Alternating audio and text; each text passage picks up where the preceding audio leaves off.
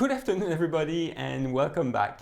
And today I would like to introduce you to my friend Paul Moxness. Now, Paul comes with an amazing background with more than 30 years as Executive Vice President of Safety and Security for one of the largest hotel chains in the world, the Radisson Hotels.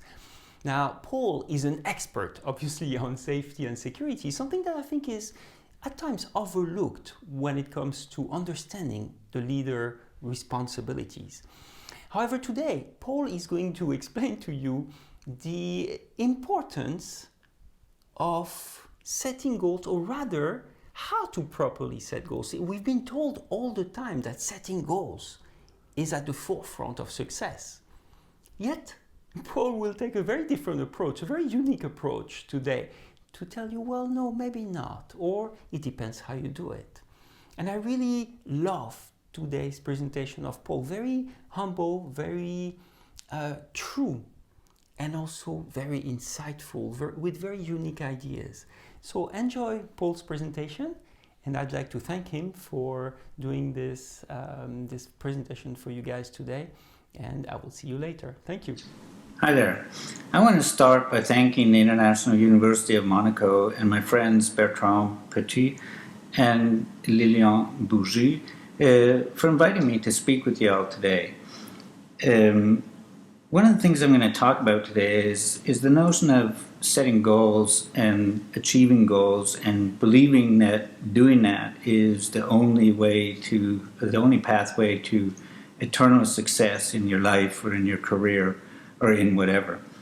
But first, before we get there, let's look back and let me introduce myself and who I am. So this is me in 1978. It's a little unclear. We didn't have high-res digital cameras back in those days. But in June 1978, I graduated from high school in Canada. And 4 days later, this is me at the airport in Seattle, about to embark on what was planned to be a gap year in Europe, where I would live in Norway and learn about the heritage of my paternal ancestry side. That little gap year turned into a 4-decade gap year in Europe, actually exactly 4 years and 1 week to the day before I actually returned back to the city where I now live and where I actually grew up. Along the way, I managed to drop out of university with an unfinished master's degree in psychology. That's a whole different story that I could tell you about if you had a few hours someday, but we're not going to get into that today. What we are going to talk a little bit about is my career. And I had 31 fantastic years at a company that, when we all started out, didn't even want to hire me. But I'll get into why it all worked out for me. Along the way, I was given the highest individual award that Carlson Companies, that owned Radisson Hotel Group at one point, gives to individuals in the company. I was also, at the same month that I retired from Radisson, I was selected as the #1 global influencer in the security executive category from IFSEC. And that was, the jury there was a bunch of my peers, including the chief security officer from Microsoft, security leaders from different government organizations, financial institutions. So that was one that I was pretty proud of. After I retired from Radisson, my wife and I moved back to Canada, where we founded the Always Care Consulting Company. That's a company where we share Kirsten's entrepreneurial experience and my career experiences through storytelling and helping new entrepreneurs find their way in what's an increasingly challenging world that we have to move around in. Same time I retired from Radisson, two of my good friends and the guys that were in the same position as I was, one at Hyatt and one at Intercontinental Hotels, we decided to band together a year after we retired, and we formed North Point International, along with a couple of other people. And the goal of North Point International is to share the extraordinary experience that we have with the hospitality sector and hotels in particular. So here's one of the things we're going to talk about today. And, we hear a lot about you have to set your goals, you have to chase your goals. It's the number one thing to do, and it has been for a long time. When I was a kid growing up in Canada, we had a ritual every night at the dinner table where we'd all have to shut up for about 5 minutes and listen to a radio program called Our Changing World by Earl Nightingale. And Earl Nightingale was like an early podcaster, except we didn't have podcasts in those days, so he was on the radio. And his little 5-minute segment was all about how to have success in your life, in your business, and in whatever. And a lot of his focus was on setting goals, chasing goals, and achieving your dreams. And so when Kirsten and I moved back here to Canada, we were going through some stuff that my parents had kept for me, and I found this little note, and I'd cut it out of a magazine or a book or something, and I'd written down my Earl Nightingale goal and commitment. And my goal was that I would become the radio broadcaster for the local ice hockey team. Well, that ice hockey team, obviously I didn't become that, but and also that ice hockey team actually left town. They moved away to a different place in 1983. So even if I had chased that dream and achieved it, it would have been kind of short-term success. There's a study that Harvard did in 2009 called Goals Gone Wild. And it's about the myths and potential pitfalls that strictly focusing on goals and being 100% focused on goal-oriented success and what kind of challenges that, or even risks that focusing too much on too specific of goals could give you. So a few of the examples in that study are that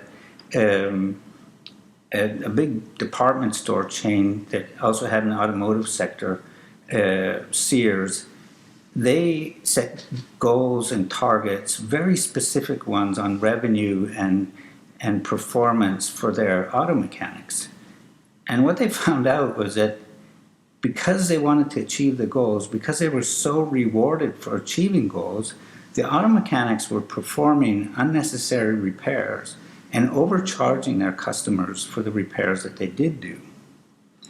Another example they cite in the report was Enron, the energy company.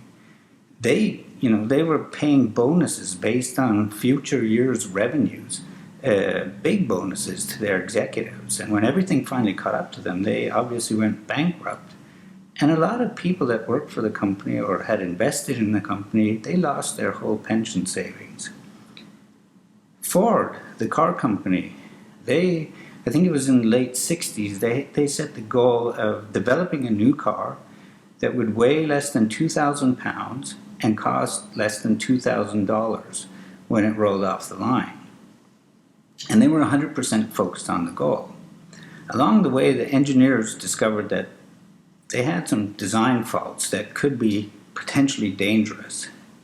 But if they did all the safety tests and did all the modifications, they wouldn't reach their target date of having the new car ready. And if they modified it so that it wasn't dangerous, it probably would cost more than $2,000, and it would definitely weigh more than 2,000 pounds. So instead of actually checking and doing what the engineers thought they might need to do in order to achieve the target, the company decided to do a calculation of how much they figured the court cases following the crashes that were caused by the car might cost. And they decided that would be less than fixing the problems with the car. 53 people died in fiery crashes involving Ford Pintos. And, obviously, they should have done the safety checks. They should have done the modifications. But because they had a specific goal that they chased, they met the goal, but they killed 53 people. So those are all old examples. Do we have any new examples? What about the 737 MAX aircraft? They're still grounded, also after safety glitches. And now that the investigations are ongoing and some of the information's coming out, there's been emails from engineers complaining that this was a safety risk, but also complaining that they felt like they worked for a company that was where decisions were made by clowns who were supervised by monkeys. So yes, too much focus on too specific of goals, timelines, performances, whatever, it can be a big risk, and it's still a risk today. So here are some of the conclusions in the Harvard study, or some of the potential pitfalls that could cause people to focus on the wrong thing. And some of the reasons why that having goals that are too specific or too many, or they stretch you so far that your risk perception changes. So you take either too much risk or too little risk, or it leads to unethical behavior. And on the last point on this slide, I used to always argue when I was in the corporate world that it's better to compete against the real competition instead of competing internally against each other. So this is the lobby of the Radisson Blu Hotel in Sandton, just near Johannesburg, South Africa. Beautiful hotel. And we once had a goal in Radisson of opening a new hotel in every major city in Africa and every capital city in Africa within a pretty short time frame. And everyone was 100% focused on it, and we were all patting each other on the back. We're going to get into every country and we're going to do all these great things. And I sat down and I thought about it, and I wrote a memo to the senior leadership team called "What If We're the Bad Guys?" And the point of it was that the question I asked of everybody was, are we going into these countries as bad guys? Where our sole focus is open these hotels, take advantage of the bigger profit margin that you always get in emerging market countries. Is that why we're doing this? Are we actually going in as good guys, saying, doing what we can to help these emerging markets emerge and become as good and competitive as us? I sent that out to the senior leadership team, and 7 a.m. the next morning, the CEO marched into my office. I thought he was going to fire me, but he actually just stuck out his hand and said, "Thank you." He said, "You're the only person in the company that could write a memo like that and get away with it," basically. But he said, "We didn't ask those questions. We should have asked those questions." So, thanks for asking them for us and asking them to us and asking them of us. And I think, they probably didn't ask those questions because they were afraid if they did ask them, and if they did answer them, responsibly and honestly, they might get in the way of the goals that they'd set for themselves. So here's some of the conclusions from the Harvard study. To simply sum it up, they said goals should only slightly implicate yourself. They should only be moderately important. They should be pretty easy. They shouldn't stretch you too far. They should be more vague than specific. They shouldn't conflict with one another, and they shouldn't be solely focused on material or financial gain.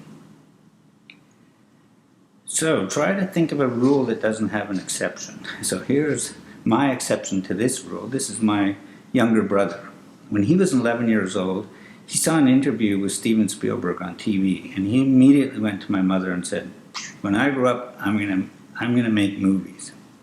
And now today he's a very successful cinematographer. But if you look closer at his career, and if you knew the guy like I know him, you'd also see that he does follow actually some of the guidance that Harvard discovered in their study. His goal wasn't super specific. It wasn't all about material gain or financial gain. He didn't have a timeline that was super specific. He had a more vague goal that this is what he wanted to do. He wanted to make movies and television and commercials. So it wasn't only the movies he's made, he's done a lot of other stuff. So he's an exception because he had his goal when he was 11 years old. That's what he wanted to do. But I think he did it kind of in the way that, even the people at Harvard would have approved. So here's another interesting person that you might feel is a little bit of an exception to a rule. Joe Jacoby is, or was, the first American to win Olympic gold medal in whitewater kayaking. He did that in Barcelona in 1992. And Joe's a really interesting guy. He lives his life and he looks at life as a river. You know, there's rapids where things is flowing really fast. There's areas of calm. Sometimes you're just, going with the flow and everything's kind of super easy. And sometimes you're paddling like crazy to try to go against the stream, and everything's a big challenge. And there's rocks and boulders and rapids and waterfalls, and there's all kinds of stuff on a river. And he looks at life as kind of a metaphor. And so when we had the chance to meet Joe, and it was, a whole series of little fateful events that ended up with us meeting him in Washington, D.C. a few years ago, we thought it was pretty special that the place we were staying and the place where we met him for lunch was our hotel called the River Inn, which was a perfect place to meet a guy that I like to call the master of flow. But it's kind of funny that even though Joe got his gold medal for being the first guy across the finish line, Joe always says that start lines are way more important than finish lines. And according to Joe, when you cross the finish line, it's over. Once you're done, you're done. There's no way you can change the outcome. There's, that's it. But when you cross a start line, everything is still possible. You can make course corrections along the way. You can improve along the way. But you can't do that when you get to the finish line. And Joe writes a blog every Sunday called Sunday Morning Joe. You can sign up for it at his website. And I pulled some of these lessons from it because they just resonated with me and taught me a lot about how I viewed life and how my career had progressed. And one of the biggest reasons for my career success was that even with a small budget, a small team, and a lot less attention than HR, marketing, operations, or finance got from the C-suite, we did what we could with what we had. And we always tried to do a little bit better, and we always tried to support our hotels and, do what we could with what we had without burdening them with extra cost or time-consuming reports. So here's another couple of people that we can learn some great leadership lessons from. The guy on the right, pretty recognizable, I hope, for most people. And if you don't recognize him, his name's on the cover of the book on the table there. But Richard Branson has a famous quote saying that if somebody gives you a great opportunity and you're not sure if you can do it, say yes and figure it out. Because it's a great opportunity, so take advantage. Kind of like me, when they asked me to do this presentation for you guys, I said yes. And then I spent Friday and Saturday trying to figure out how to do a video of a PowerPoint presentation that I could send over to you. My first boss, the one that didn't want to hire me, he was actually right in a lot of ways. Of course, I don't believe that you're ever too old or ever too educated, or even that you ever have too many opinions. But he was completely correct that I had no qualifications for the job as a security guard in a hotel. I didn't know anything about security. I didn't know anything about hotels. But I was able to figure it out. And along the way, I feel that my success, the road to my success, was paved by others. When I started in the hotel, I learned from my boss, I learned from my colleagues, and importantly, I learned from everyone else in the hotel what their job was, how they worked, what their challenges were. And by learning about all that, I felt I was in a better position to be able to support them and help us achieve the common goal of making the hotel as good as we could make it. When I became security manager, my employees were better qualified in security than I was, but it was important for me that they knew a lot about that. I also went out and talked to guests, talked to clients, talked to government agencies, asked them what did they need, how could we help them. And then when my role became global for our brands, I joined organizations with other global leaders, and I was a founder and hosted the first hotel security working group for the big hotel companies. We engaged with the EU, the UN, and government state departments and others that were, they were relying on us to provide safe accommodation for their people. We were relying on them as customers, but in the government agencies, also as support functions, and we learned to, the more I learned about them, the easier it was for us to set up programs that were helpful. So in short, rather than try to pretend that I knew everything better than everyone else, I reached out to others to learn from them, to find out ways that I could support them. So I followed Richard Branson's advice on many occasions, but I also followed the other guy's advice, Adam Grant. I'll get back to that in just a sec. But it's actually kind of interesting that despite security being my main area of responsibility throughout my career, I've always felt like a hotel and hospitality person. My staff and I always agreed that whenever anyone asked us what we did, we'd tell them that we worked for a hotel company. And it's also kind of funny that I know a lot of security people around the world in big global companies, and they all feel the same way. They feel like they're company employees. They care for company clients, company colleagues, and company assets. And one of the reasons I love speaking with hoteliers like yourselves is that, and especially people that are embarking on their careers, is because that's what you really do too. You provide food and shelter for people that are away from the safety and comfort of their own homes. And the best way to start doing that, the best way to do it at all, is to start by caring about them and caring for them. So this is the motto for the Always Care Consulting Company, and unconsciously it's really been the formula for the success that I've been so fortunate to experience. And while others were out maybe chasing short, medium, or long-term goals that were ultimately and invariably disrupted by downturns or takeovers or mergers or personnel changes or whatever happened, I don't have concrete goals. I have this formula. And so communicate means, what do we have in common? What are our common challenges? What are our common objectives? It's relationship building. The collaborate part is, what do we each bring to the table? What's in our toolkit? How can we share our resources to work together? And by resources, I don't only mean like finances or machinery or tools, but I mean intellectual. How do we each view the objective from our different viewpoints?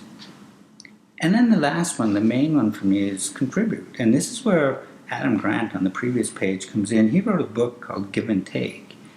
And the contribute part is really important for me because it's a lot of people, they go into something thinking, what will I get if I do this?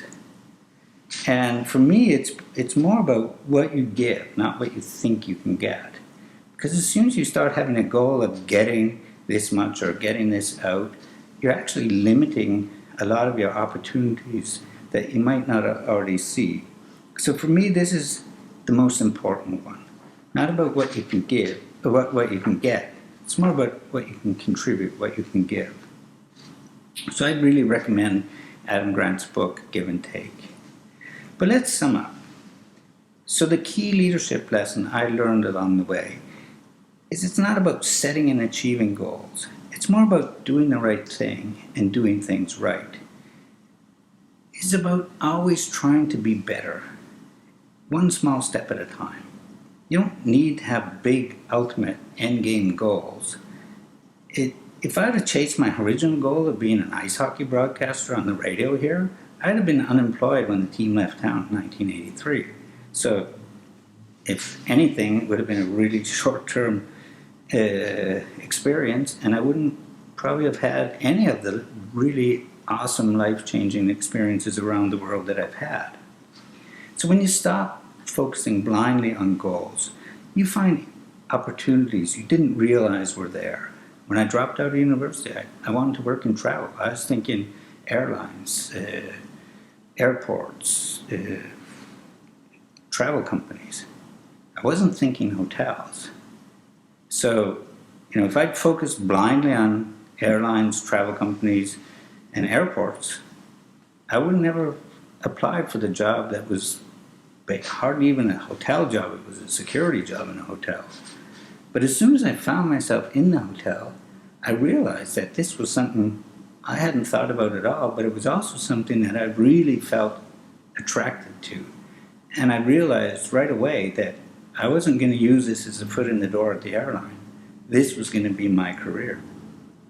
And so when you're banging your head against a brick wall, step back, reach out, and open up for new opportunities.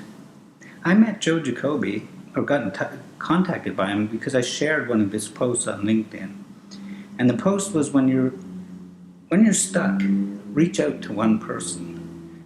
And Joe reached out to me and said, thanks for sharing my post on LinkedIn. Let's connect with Gratitude Joe. And since then we've connected. And take another page from Joe's notebook as well. When you reach a milestone, achieve a goal, or cross a finish line, look at it as a start line. It provides an opportunity to move forward and to do something else, or to do better or improve. Every goal you achieve is an opportunity to take the next step, even if it's small steps. Okay, I've been super grateful for having the opportunity to present to you today. My contact details are on the screen here. Connect with me, connect with each other, keep the discussion going. I wish I could have been there in person with you, but it is what it is, as they say. So I hope you've enjoyed it, hope you found a couple of takeaways, and I hope you will keep in touch. Stay safe and always care.